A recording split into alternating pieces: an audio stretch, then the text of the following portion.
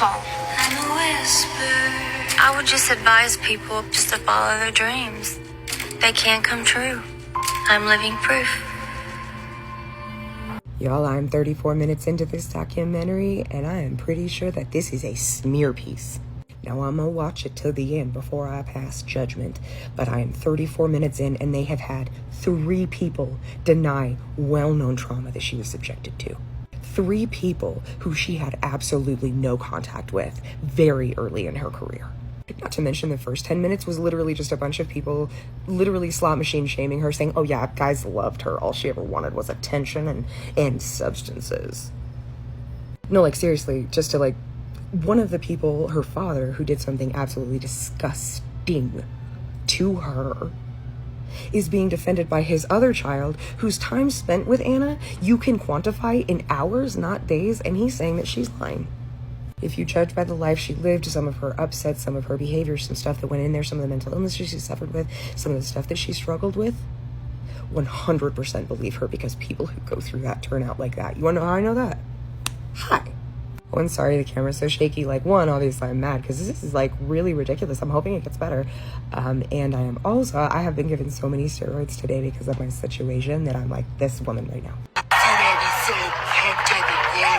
You'll have no choice but to pay attention to me. If you guys went and talked to my family members who I haven't talked to in literal decades in some cases and asked them, what is Dava like?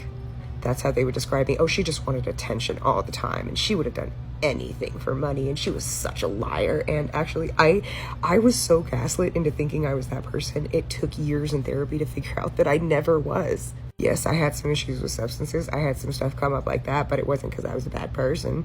It was directly related to bad people, but I wasn't the bad person. Guess who the bad people were? The ones who would describe me like that now that I haven't seen them for a decade, right? Real talk though, so the brother, I guess at the end of the thing, he's kind of like, well, maybe that happened, maybe. Well, that tracks with my dad. Yeah, your dad that had been accused of that several times throughout his life and eventually got convicted and went to jail for it? That dad? Now, Anna Nicole's mom, we're definitely doing this documentary because I'm watching into it. They are painting her in one of the most negative lights I have ever seen her painted in, and that is saying something.